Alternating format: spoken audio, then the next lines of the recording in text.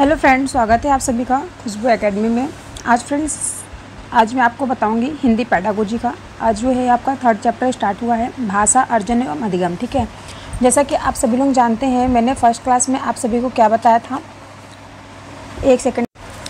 First class जो friends, सबसे पहले मैंने आपको जो है सिलेबस समझाया था अच्छे से। ठीक है, तो सभी को मैंने सिलेबस बताया था। सिलेबस में मैंने आपको बताया था, आपको याद होगा कि 15 नंबर के आपके पेडागोजी आती है और 15 नंबर के आपके गद्यांश पदांश आते हैं। ठीक है, व्याकरण भी उसी में आपका इंक्लूड होता है 15 नंबर में। तो 15 नंबर में जो आपका गद्यांश पदांश आता है फ्रेंड्स, उसमें 6 या 7 मार्क्स के गद्यांश पदांश रहते हैं और 6 या 7 मार्क्स के आपके क्या रहते हैं, व्याकरण रहता है। ठीक है, और इसके बाद फ्रेंड्स हम बात करते हैं हिंदी शिक्षण की। तो हिंदी शिक्षण जो फ्रेंड्स है 15 मार्क्स का आपका आता है। तो पहले मैं आपका हिंदी शिक्षण कंप्लीट कराऊंगी, उसके बाद जो गद्यांश है पदांश है मैं उसको कंप्लीट कराऊंगी। ओके, और रही बात फ्रेंड्स आपकी ग्रामर की, तो हिंदी व्याकरण जो है फ्रेंड्स, उसका मैंने लिंक एक बनाया है फ्रेंड्स, प्लेलिस्ट में आप लोग जा करके हिंदी ग्रामर अच्छे से आप लोग अपना रिवाइज कर सकते हैं। ठीक है, तो मैं आपको हिंदी शिक्षण जो है आपका पेडागोजी, हिंदी पेडागोजी, इसमें फर्स्ट लेसन जो आपका था भाषा, बालक व भाषा शिक्षण। ठीक है, तो और इसी का फ्रेंड्स हम लोग ये पार्ट कर रहे हैं। तो देखिए आज की जो क्लास है इसमें मैं आपको बताऊँगी भाषा, अर्जन एवं अधिगम के बारे में। ठीक है, तो देखिए इसके बाद अब देखिए हम बात करते हैं भाषा अर्जन किसे कहते हैं। भाषा अर्जन जो है फ्रेंड्स, जब किसी भाषा को बिना किसी व्यवस्थित शिक्षण प्रणाली के सहज रूप से सीखा जाता है तो वह जो है वो भाषा अर्जन कहलाता है। ठीक है, जिसको ना किसी व्यवस्था से, ना किसी शिक्षण प्रणाली द्वारा, मतलब कि वो केवल सुन के अर्जन किया जाए। ठीक है, खुद से अर्जन किया जाता है, उसको हम भाषा अर्जन कहते हैं। ठीक है, अब देखिए नेक्स्ट हम बात करते हैं, यहाँ पे दिया गया है वो अर्जन कहलाता है। भाषा अर्जन की कुछ विशेषताएं होती हैं जो निम्न प्रकार से हैं। कौन कौन प्रकार से, देखिए फ्रेंड्स, पहली जो विशेषता है क्या है, भाषा अर्जन मानव मस्तिष्क को जो है वो जन्मजात क्षमता द्वारा होती है। ये बच्चा जब जन्म लेता है तभी से ये जो भाषा अर्जन है उसके मन मस्तिष्क में जन्म से ही रहती है। ठीक है, नेक्स्ट है अधिगमकर्ता किसी भाषा का अर्जन उसके सहज वातावरण से करता है, जो उसके वातावरण में, जो उसकी फ्रेंड्स मातृभाषा होती है। अधिगमकर्ता यानी कि सीखने वाला, और सहज फ्रेंड्स जो है प्राकृतिक या जो बनावटी ना हो, जो प्राकृतिक से फिर बनावटी ना हो, उसको क्या कहते हैं, सहज, उसको सीखने में आराम होता है। ठीक है, नेक्स्ट है भाषा अर्जन अचेतन प्रक्रिया है, इसके लिए कोई विशेष प्रयास करने की आवश्यकता नहीं है। भाषा अर्जन क्या है, वह अचेतन प्रक्रिया होती है जिसके लिए क्या कोई भी विशेष प्रयास नहीं करना पड़ता है इसको सीखने के लिए। जबकि फ्रेंड्स मैं आपको बता दूं जो भाषा अधिगम होता है, यहाँ तो मैं आपको भाषा अर्जन बता रही हूँ ना, जो भाषा अधिगम होता है फ्रेंड्स, उसको सीखने के लिए क्या होता है, एक टीचर्स की आवश्यकता पड़ती है, कोई व्याकरण की आवश्यकता पड़ती है। ठीक है, जबकि ये जो आपको भाषा अर्जन है, ये अर्जन जो है, ये भाषा अर्जन यदि परिचित परिस्थितियों में हो तो और अधिक प्रभावशाली होता है। जैसे परिचित स्थान, जैसे कि आप घर में, परिवार में अगर आपका भाषा अर्जन जो वहाँ से आप सीखते हैं तो काफ़ी ज़्यादा प्रभावशाली होती है। ठीक है, तो यहाँ तक आप, आई होप आप सभी को समझ में आ गया।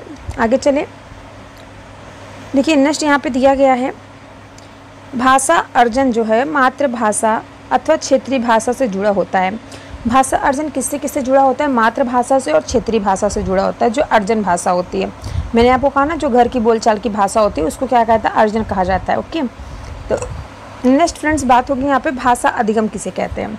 अर्जन आप लोगों को समझ में आया, जो बोलचाल की भाषा होती है उसको भाषा अर्जन कहते हैं। आई होप आप सभी को समझ में आकर आपके एग्जाम में पूछ ले जाए भाषा अर्जन और भाषा अधिगम में क्या डिफरेंट है। तो भाषा अर्जन वो है फ्रेंड जो सुन करके फिर आसपास जो बोली जाती है, वो जो बोली होती है, जो मातृभाषा या फिर क्षेत्रीय जो भाषा होती है उसे हम भाषा अर्जन कहते हैं। और भाषा अधिगम वो होती है जो हम सीखते हैं। ठीक है, इसके पहले मैंने आपको त्रिभाषा सूत्र बताया था, उसमें भी मैंने आपको बताया था कि पहली भाषा जो होती है वो आपकी मातृभाषा होती है, दूसरी आपकी भाषा अधिगम होती है, तीसरी जो होती है जिसको आप सीखते हैं, जैसे उसको हम बोल सकते हैं दक्षिणी भाषा, फिर दक्षिण पूर्वी भाषा। ठीक है, आप लोग रिवीजन किए हैं तो पता होगा आप लोगों को। जैसे मैंने बताया था पहली भाषा आपकी मातृभाषा होती है, आपकी क्षेत्रीय भाषा। ठीक है, दूसरी मैंने बताया था अंग्रेजी भाषा या फिर दक्षिण भारतीय भाषा जो होती है आपकी सेकंड लैंग्वेज हो गई। और थर्ड लैंग्वेज होती है जिसकी अगर अंग्रेजी भाषा सेकंड है तो उसकी जो थर्ड लैंग्वेज होगी दक्षिण भारतीय लैंग्वेज होगी, और जिसकी अगर सेकंड लैंग्वेज दक्षिण भारतीय है तो उसकी थर्ड लैंग्वेज क्या होगी, अंग्रेजी होगी। ओके, समझ में आप लोगों को। तो चलिए देखिए हम आगे बात करते हैं। और फ्रेंड्स एक चीज़ और मैंने बताया था, जिसकी जो जैसे दक्षिण क्षेत्र के जो बच्चे हैं उनकी क्या जो फर्स्ट लैंग्वेज होगी, तो तमिल, तेलुगु, कन्नड़, मलयालम, ये सब भाषा उनकी होती है फर्स्ट लैंग्वेज, जो उनकी मातृभाषा होती है। तो उनकी जो सेकंड भाषा होगी वो हिंदी होगी और थर्ड भाषा जो है वो क्या होगी, अंग्रेजी होगी। ओके, चलिए अब आगे बढ़ते हैं। अब भाषा अधिगम के बारे में हम बात करते हैं। आई होप आप सभी को समझ में आ गया क्षेत्रीय भाषा, मातृभाषा और सेकंड भाषा, थर्ड भाषा कौन सी होती है। ओके, अब देखिए त्रिभाषा सूत्र मैंने आपको बता दिया। अब देखिए यहाँ पे है भाषा अधिगम किसे कहते हैं। तो भाषा अधिगम देखिए फ्रेंड्स, भाषा अधिगम जो है जब किसी भाषा को व्यवस्थित शिक्षण प्रक्रिया द्वारा सीखा जाता है वह भाषा अधिगम कहलाता है। सेकंड दिया गया भाषा अधिगम के लिए कौशल जो है वो 4 प्रकार के कौशल बताए गए हैं। 4 प्रकार के कौशल का प्रयोग एवं अभ्यास अनिवार्य है। सेकंड पॉइंट दिया गया है भाषा अधिगम एक चेतन प्रक्रिया है, सार्थक परिस्थितियों में यह प्रक्रिया और अधिगम अधिक प्रभावशाली होती है। नेक्स्ट कह रहा है कि भाषा अधिगम के लिए हमें विशेष परिस्थितियों का निर्माण करना पड़ता है ताकि जो अधिगम करता है, जो सिखाने वाला है और जो सीखने वाला है, सीखने वाला की जो रुचि है भाषा को सीखने में बनी रहे। ओके, समझ में आ गया। अधिगम का मतलब क्या है, जो टीचर सिखा रहा है और जो सीख रहा है उन दोनों की रुचि क्या हो, भाषा को सीखने में बनी रहे, इसको क्या कहेंगे, भाषा अधिगम को निर्माण करने वाला जो है। भाषा अधिगम के लिए जो हमें विशेष परिस्थितियों का निर्माण कराना पड़ता है वो यही परिस्थिति होती है कि उस टाइम वो माहौल बने जिस माहौल में जिस बच्चा कोई भी चीज़ सीखने की जो कोशिश कर रहा है वो उसको अच्छे तरीके से सीख सके। ठीक है, कोई भी क्लास में अगर आपको कोई भी चीज़ पढ़ानी है तो बच्चों के अंदर पहले क्या कोई इसी प्रकार की जिज्ञासा उत्पन्न करनी होगी कि ये चीज़ आप सीखेंगे तो आपका आगे चल के आपको लाइफ टाइम काम आने वाला है। ठीक है, तो उससे क्या होगा, बच्चों की रुचि में जागृत होगी, जानने की जो इच्छा होती है, जिज्ञासा जिसे कहते हैं, वो उनके अंदर होगी। तो बच्चे कोई भी लेसन होगा, कोई भी चीज़ होगी तो बच्चे अच्छे से समझेंगे। ठीक है, तो चलिए नेक्स्ट आगे बढ़ते हैं। नेक्स्ट देखिए फ्रेंड्स, यहाँ पे दिया गया है भाषा अधिगम जो है वो द्वितीय भाषा क्या है, इंग्लिश है, और तृतीय भाषा क्या है, संस्कृत है। भाषा के सीखने से जुड़ा संबंध रखता है। ठीक है, पहली भाषा आप लोग जानते हैं, अगर आप यूपी से बिलोंग कर रहे हैं फिर अदर कंट्री से, तो यहाँ पे ज़्यादा करके फ्रेंड्स क्या है, हिंदी भाषा जो है फर्स्ट भाषा मानी जाती है। ठीक है, तो हिंदी यहाँ पे ज़्यादा करके बोली जाती है, और जो सेकंड लैंग्वेज होती है उसको इंग्लिश कहा गया है, और जो थर्ड लैंग्वेज होती है उसको क्या, संस्कृत कहा गया। भाषा सीखने से जुड़ा होता है संबंध। अब नेक्स्ट फ्रेंड्स बात हो रही है भाषा एवं बालक और भाषा से किस प्रकार संबंध है। ठीक है, इससे हम बात करते हैं। तो देखिए सबसे पहले बात हो रही, मानव जन्म के बाद अपने समाज का सार्थक सदस्य बनने के लिए सबसे पहले भाषा रूपी साधन को ही अपनाता है। 2 वर्षों की अवधि तक वह रोने और हंसने के विभिन्न तरीके तथा अपने वक्तांत्र बोलने वाले तंत्र से निकली विभिन्न ध्वनियों के माध्यम से संप्रेषण करने का प्रयास करता है। संप्रेषण फ्रेंड्स मैंने आपको बहुत ही ज़्यादा ईजिली भाषा में समझाया था, आप लोगों में से जिसको समझ में आया कमेंट करके जरूर बताइएगा। ठीक है, मैं क्यों पूछ रही हूँ, ताकि आप लोगों का भी रिवीजन साथ में होता रहे। ठीक है, अब देखिए नेक्स्ट यहाँ पे दिया गया, सभी बालक जो हैं 3 वर्ष की आयु से पहले ही अपने भाषा के मूल तथा उपतंत्रों से भली भांति परिचित हो जाते हैं, और वे केवल भाषिक ही नहीं बल्कि संप्रेषण की क्षमता को भी ग्रहण कर लेते हैं। तो चलिए फ्रेंड्स, यहाँ पे बात आ गई संप्रेषण की भी क्षमता की। अब थोड़ा सा मैं आपको यहाँ पे समझा देती हूँ कि देखिए ये जो शब्द भंडार का विकास है ये किस प्रकार से बच्चों में होता है। देखिए जैसे यहाँ पे इन्होंने बताया ना, बालक की जो भाषा है, भाषा के विकास में उस समय से संबंधित शब्द तथा उनके भंडार का बड़ा ही महत्वपूर्ण योगदान होता है। शब्दों से आगे जाकर वाक्य बनते हैं। ठीक है, पहले बच्चे क्या, पहले कोई शब्द बोलना सीखते, पहले अक्षर बोलना सीखते हैं, फिर कोई शब्द बोलते हैं, फिर आगे जाके क्या करते हैं, वाक्यों को बोलना शुरू करते हैं, और वाक्यों से भाषा के उस रूप का निर्माण होता है जिसे विचार अथवा भावों के संप्रेषण और विनिमय के उपयोग में लाया जाता है। मनोवैज्ञानिकों ने अपने प्रयोगों के आधार पर जो आंकड़े प्रस्तुत किए हैं उनके आधार पर निम्नलिखित सारणियों से, बहुत सी जो सारणी है उससे क्या होता है, विभिन्न अवस्थाओं में बालकों के शब्द भंडार में धीरे धीरे होने वाली जो वृद्धि है उसका पता चलता है। जैसे फ्रेंड्स देखिए मैं आपको बताऊं, जैसे कि यहाँ पे दिया गया 3 वर्ष के बालक के बारे में। ठीक है, वैसे मैं आपको बता दूं, जैसे आपके घर में अगर कोई 5 वर्ष की अवस्था के बाद विद्यालय जाने की आयु में प्रवेश करता है तो उसमें क्या होता है, विद्यालय की शिक्षा ग्रहण करता है। ठीक है, तो उसके शब्द भंडार में क्या होती है, तेज़ी से वृद्धि होने लगती है जब वही बच्चा 9 से 11 वर्ष का हो जाता है। ठीक है, मैं क्या बोलने की कोशिश कर रही हूँ, जब बच्चा जो देखिए 5 वर्ष का विद्यालय जाता है, विद्यालय जाने के बाद क्या होगा, विद्यालय में बहुत से बच्चों से मिलेगा, अपने क्लास टीचर से मिलेगा, तो बच्चों के जो शब्द भंडार है उसमें क्या होगी, वृद्धि होगी बहुत तेज़ी से। और उसके बाद क्या होता है, जब बच्चा 9 से 18 वर्ष की उम्र के बीच बालक क्या करता है, 50,000 शब्द सीख लेता है। जब उसकी अवस्था कितने वर्ष में हो जाती है फ्रेंड्स, चाइल्डहुड, जो मैंने बताया था, मध्य बाल्यावस्था, पूर्व बाल्यावस्था, 9 से 11 वर्ष की उम्र के बीच के जो बच्चे होते हैं उनके अंदर 50,000 शब्द सीख लेते हैं वो। और शब्दों को संख्या में वृद्धि होने के साथ साथ बालकों के शब्द भंडार के विकास में भी कई विशेषताएं देखने को मिलती है। ठीक है, तो ऐसा आप लोगों को मैंने समझा दिया। तो आप लोगों को समझ में आ रहा है ना फ्रेंड्स कि देखिए जब बच्चा जन्म लेता है तो उसको अंदर क्या बोले आ ऐसे करता धीरे धीरे बोलना सीखता है ना। फिर 9 से जब 12 माह का बच्चा होता है, जब साल भर का बच्चा हो जाता है, तब क्या करता है 3 से 4 शब्द बोलना शुरू करता है, माँ पापा ऐसे बोलना शुरू करता है। फिर जब बच्चा 1.5 वर्ष का हो जाता है तब वो क्या करता है 10 या 12 शब्द बोलना शुरू करता है।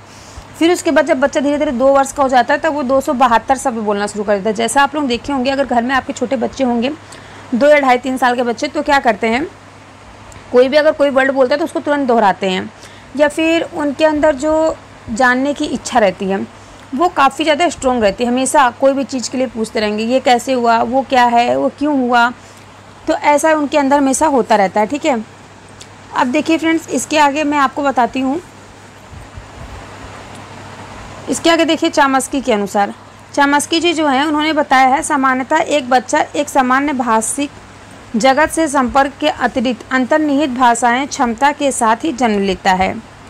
ठीक है, इन्होंने क्या बताया, जब कोई बच्चा है वो भाषिक जगत से संपर्क के अतिरिक्त अंतर्निहित भाषाओं क्षमता के साथ ही जन्म लेता है, और यह जानकारी कि व्यक्ति में एक जन्मजात भाषिक क्षमता होती है, 2 शिक्षा से शास्त्रीय पहलू सामने रखती है। पर्याप्त अवसर मिले तो बच्चा नई भाषाओं को अपनी से आसानी से क्या करेगा, आसानी से सीखेगा, और शिक्षण का जो फोकस है वो व्याकरण में ना होकर के विषय वस्तु पर होगा। ठीक है, ये क्या कौन कह रहा है, चामस्की जी कह रहे हैं।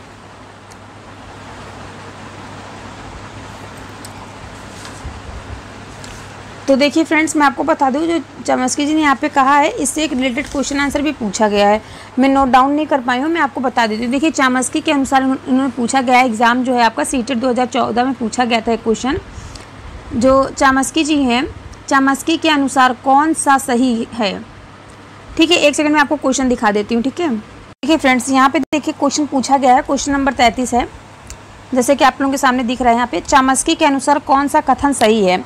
बच्चों में भाषा सीखने की जो जन्मजात क्षमता होती है, बच्चों में, देखिए इन्होंने पूछा है चामस्की के अनुसार कौन सा कथन सही है। ठीक है, इसमें 4 ऑप्शन दिए गए हैं, फर्स्ट, सेकंड, थर्ड, फोर्थ। ठीक है, तो अब हम बात करते हैं कौन सा ऑप्शन इसका करेक्ट है। तो देखिए फर्स्ट कह रहा है, फर्स्ट इसमें कह रहा है बच्चों में भाषा सीखने की जो जन्मजात क्षमता होती है। ठीक है, सेकंड कह रहा है बच्चों में भाषा सीखने की जो जन्मजात क्षमता नहीं होती है। तीसरा कह रहा है बच्चों में भाषा सीखने की जो क्षमताएं होती हैं बहुत सीमित होती हैं। और चौथा कह रहा है बच्चों को व्याकरण सिखाना ज़रूरी है।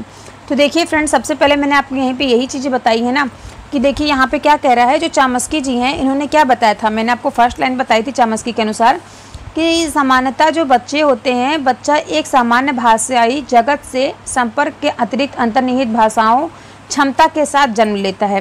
तो इसमें फ्रेंड्स है ना सीखने की जन्मजात क्षमता होती है, तो इसमें आपका फर्स्ट ऑप्शन करेक्ट रहेगा। ओके, तो इस प्रकार से आपके एग्जाम में क्वेश्चन आंसर पूछे जाते हैं। ठीक है,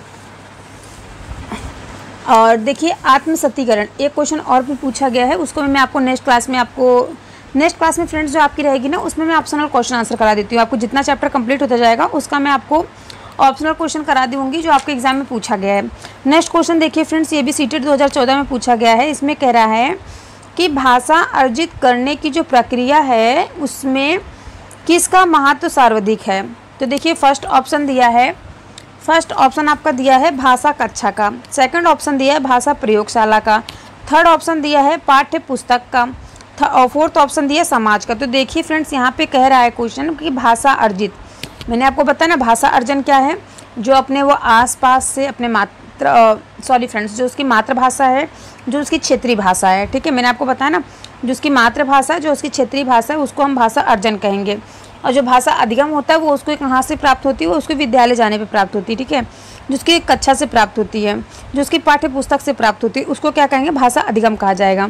तो यहाँ पे देखिए बात हो रही भाषा अर्जित करने की जो प्रक्रिया में किसका महत्व सर्वाधिक है। तो इसमें फ्रेंड्स आपका जो फोर्थ ऑप्शन है ये करेक्ट हो जाएगा। ओके, तो आई होप फ्रेंड्स आप सभी को समझ में आ रहा है क्वेश्चन आंसर बहुत अच्छे से। तो आप लोग कमेंट करके जरूर बताइए कि आज की क्लास आपको कैसी लग रही है। ठीक है, 2-3 क्वेश्चन आंसर मैं आपको और करा देती हूँ आज की क्लास के। फिर उसके बाद फ्रेंड्स जो नेक्स्ट क्लास होगी उसमें मैं आपको बताऊँगी शिक्षण व शिक्षक। ठीक है, शिक्षण में शिक्षक किस प्रकार की भूमिका निभाते हैं। तो चलिए अभी मैं आपको और भी क्वेश्चन आंसर करवाती हूँ। तो देखिए फ्रेंड्स, यहाँ पे नेक्स्ट क्वेश्चन दिया गया आपका, क्वेश्चन नंबर नेक्स्ट है, क्वेश्चन नंबर 23 है। यहाँ पे फ्रेंड्स देखिए, ये भी क्वेश्चन आपका सीटेट जून 2011 में पूछा गया है। प्राथमिक स्तर पर बच्चों की जो भाषा होती है, भाषा शिक्षा के संदर्भ में निम्नलिखित में से कौन सा कथन असत्य है।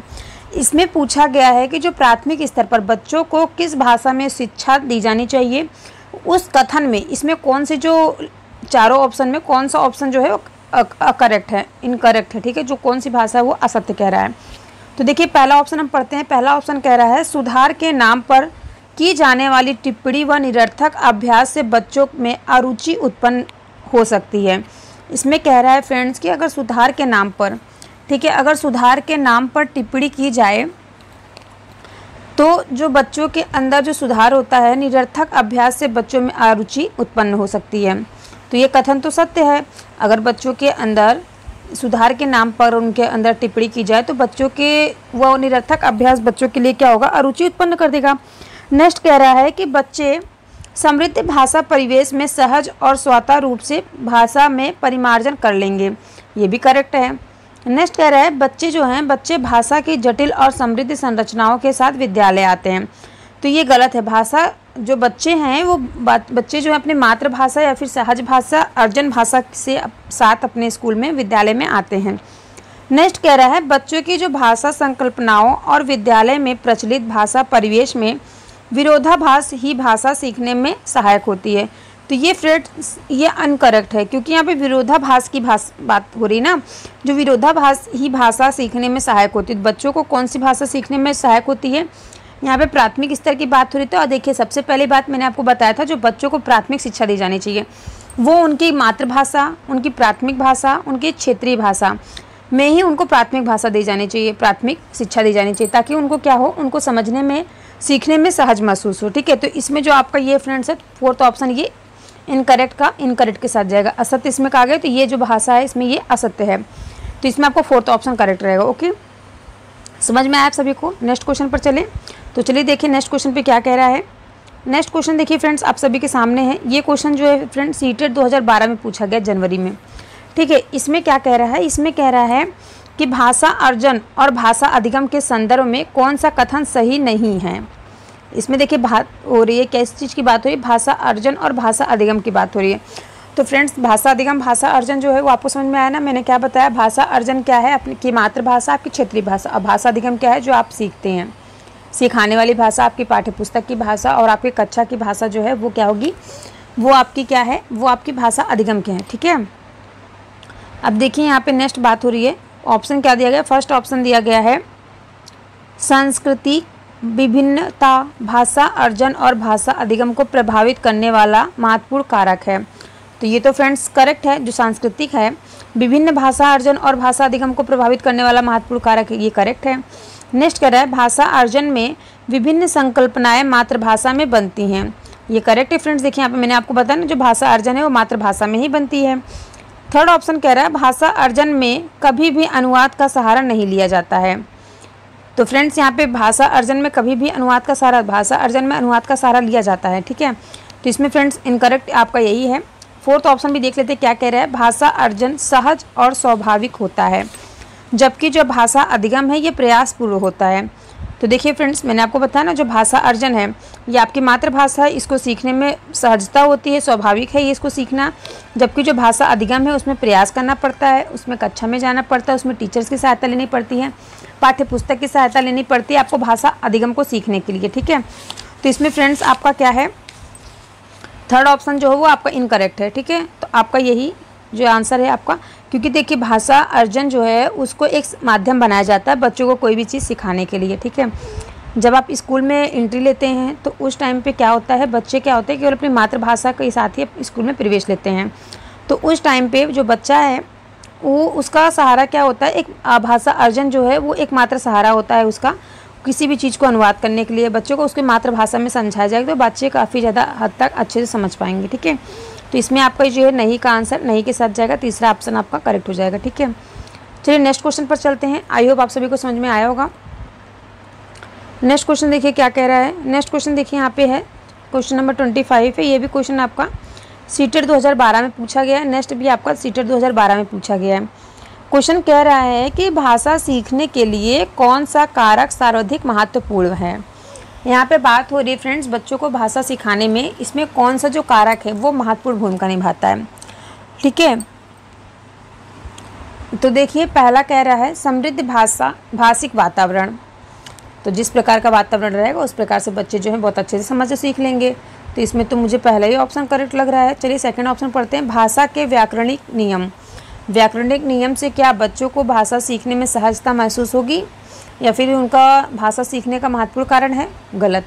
नेक्स्ट कह रहा है कि पाठ आधारित प्रश्नोत्तर। पाठ आधारित प्रश्नोत्तर नहीं हो सकता। नेक्स्ट है भाषा की पाठ्य पुस्तक।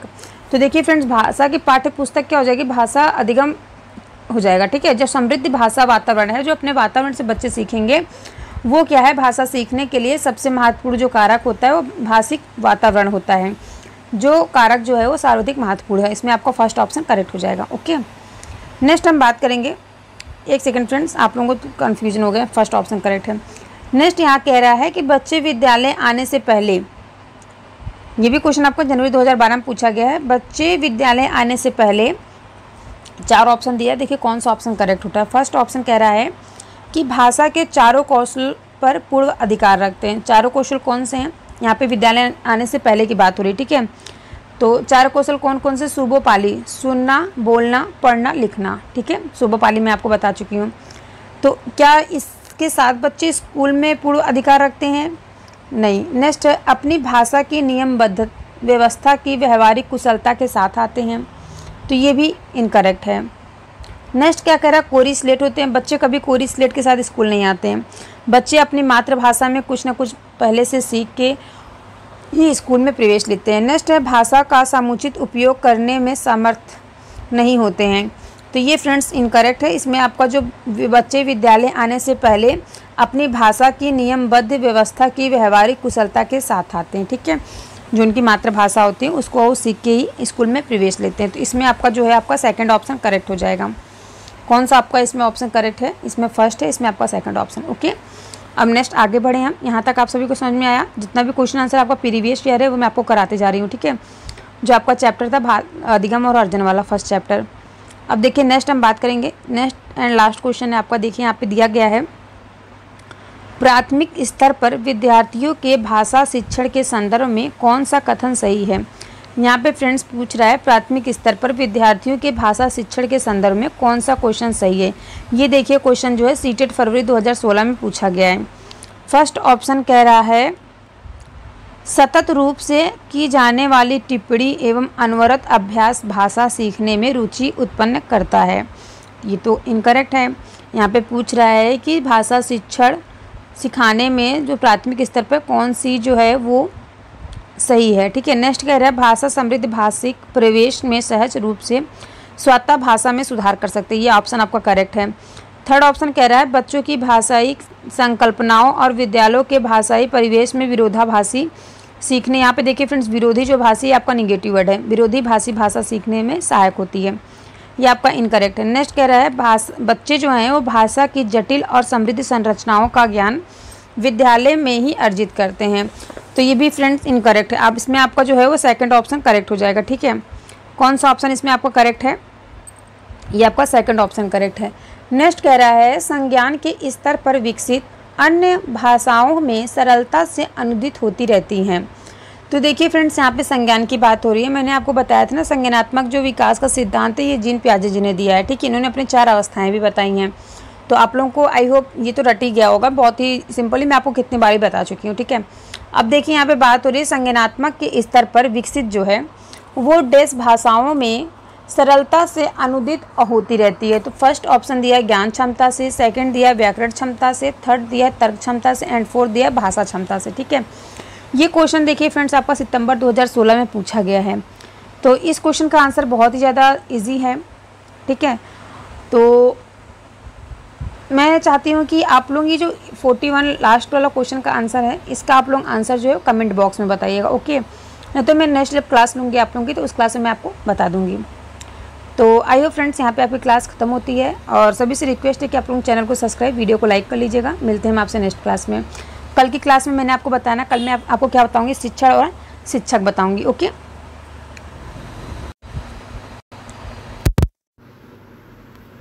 कमेंट करके आप लोग ज़रूर बताइएगा आज की क्लास आपको कैसी लगी, क्योंकि आपका आज जो है थियरी के साथ साथ मैंने ऑप्शनल क्वेश्चन आंसर भी ले लिया था, ठीक है।